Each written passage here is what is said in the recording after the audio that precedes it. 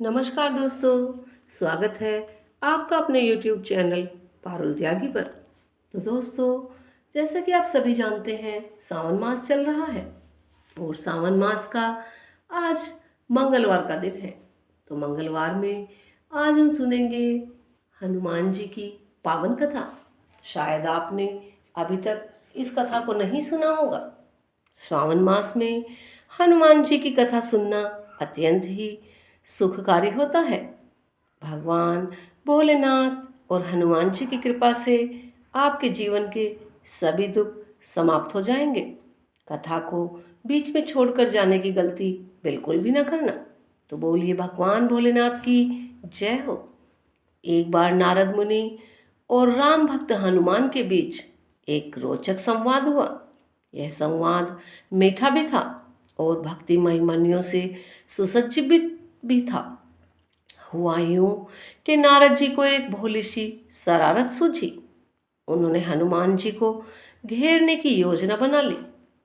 एक रसीला व्यंग्य कसते हुए बोले कि हे अंजनी पुत्र, जब भी मैं तुम्हारे कर्मों पर दृष्टिपात करता हूँ तो मेरी आत्मा सिहर उठती है।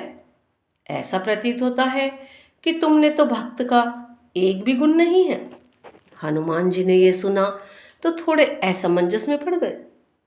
कहने लगे, मुनिवर, आप महाज्ञानी हैं। जो कहते हो वह मर्मभेदी होता है। इसीलिए आपके मनंतव्य को मैं स्पष्ट रूप से समझना चाहूँगा। हनुमान जी ने हाथ जोड़कर नारद मुनि से आग्रह किया। तब नारद मुनि बोले, देखो हनुमान, वेदों में 6 प्रकार के आक्रमणकारियों का उल्लेख किया गया है। उनमें से एक है जो दूसरों के घरों को अग्नि ज्वालाओं में सुहा कर देता है। तुमने भी तो वही किया है, बल्कि तुम तो देवी सीता की खोज में लंका गए। एक दो नहीं, सभी असुरों के घरों को तुमने भस्मीभूत कर दिया। सो हो गए ना तुम एक भीष्म आक्रमणकारी। भला ऐसे हिंसावादी को भक्त कैसे कहा जा सकता है? एक सच्चा भक्त तो कभी ऐसा कार्य नहीं करता। अब तक हनुमान जी नारद मुनि जी की छिपी हुई छेड़खानी समझ चुके थे। इसीलिए उनके चेहरे पर एक प्यारी सी मुस्कान खिल गई। वे भी नारद जी से रसवाद करने के लिए तैयार हो गए। हनुमान जी बोले कि हे प्रिय मुनिवर, आप कह रहे हैं कि यह कार्य एक सच्चे भक्त को शोभा नहीं देता, पर मुझे लगता है यह तो एक सच्चे शिष्य का परम कर्तव्य है। नारद मुनि बोले, कैसे? नारद मुनि अब अपने जिज्ञासा प्रकट करने लगे। हनुमान जी ने कहा, देखिए मुनिवर, प्रभु श्री राम का भक्त होने के नाते लावारिस मृत शरीरों का अंतिम संस्कार करना भी मेरा दायित्व था। वह अति आवश्यक था ताकि वो आत्माएं अगले जन्म में उत्तम जीवन को प्राप्त कर सके। तब नारद मुनि हैरानी से बोले, लावारिस मृतक शरीर? लंका में कौन से ऐसे मृत शरीर थे जिन्हें तुमने उनके घर में ही जला दिया? तब हनुमान जी बोले, जी हाँ मुनिवर, मृतक शरीर। हमारे ग्रंथों में अंकित है, जिन जीवों में ईश्वर के नाम की सरगम नहीं बसती वे मृत ही हैं। आपने ये दोहा भी पढ़ा होगा, जिन्हा हरि भक्ति हृदय नहीं आनी, जीवित सब समानते ही प्राणी।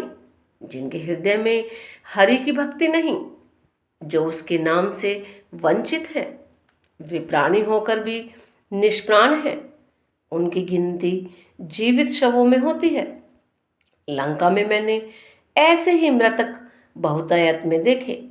इसीलिए मैंने सोचा, क्यों ना मैं इन सभी शवों का सामूहिक रूप से अंतिम संस्कार कर दूं, सबको अग्निदेव को समर्पित कर दूं।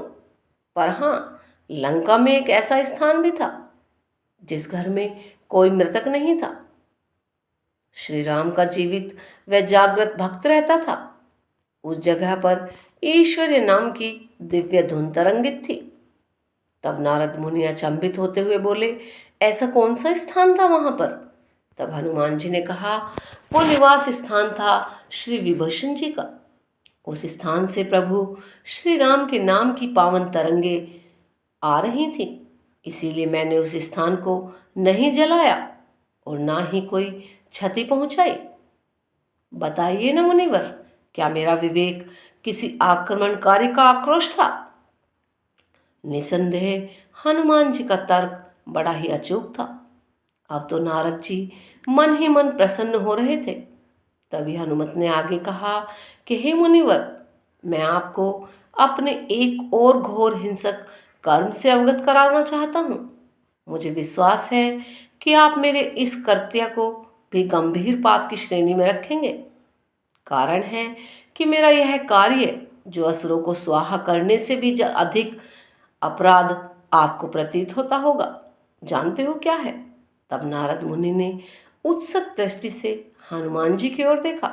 हनुमान जी हल्के से मुस्कुराते हुए कहने लगे कि असुरों के राज्य में विध्वंस करते हुए मैं बीच बीच में जोर जोर से गुर्राता था, इतना तीव्र कि पूरा राज्य थरथरा उठता था। जानते हैं मुनिवर, इसका क्या परिणाम हुआ? इसका परिणाम हुआ कि गर्भ में पल रहे राक्षसी बीजों का अंत भी हो गया। मेरी भयावह गर्जना से गर्भवती राक्षसियों का गर्भपात हो गया। इससे भविष्य में भी दैत्यों की सेना में वृद्धि होने की सारी संभावनाएं समाप्त हो गईं। मेरे प्रभु श्री राम के शांतमय राज्य में आगे चलकर अब कोई विघ्न नहीं डाल सकेगा। नारद जी अत्यंत प्रफुल्लित हो उठे, हनुमान जी का प्रेमालिंगन करने लगे। साथ ही अपने शब्दों में संशोधन करते हुए बोले कि हे प्रिय हनुमत, तुम भक्त नहीं बल्कि भक्त शिरोमणि हो। ऐसे सर्वोत्तम भक्त जिसकी हिंसा में भी लोकहित का भाव समाया है, जो अपने राम का काज परिपूर्णता से करता है। ऐसे राम भक्त हनुमान को हम भी हाथ जोड़कर प्रणाम करते हैं। बोलिए श्री राम भक्त हनुमान की जय हो। राम जी भगवान की भी जय हो। और बाद में कमेंट में हर हर महादेव लिखना बिल्कुल ना भूलें। तो दोस्तों, आपको हमारी वीडियो कैसी लगती है प्लीज़ कमेंट में बताएं। लाइक करें, शेयर करें। जिन्होंने अभी तक चैनल को सब्सक्राइब नहीं किया है वो चैनल को सब्सक्राइब करें। और हाँ दोस्तों, ऐसी ही वीडियो देखने के लिए हमारे चैनल पर बने रहें। धन्यवाद दोस्तों।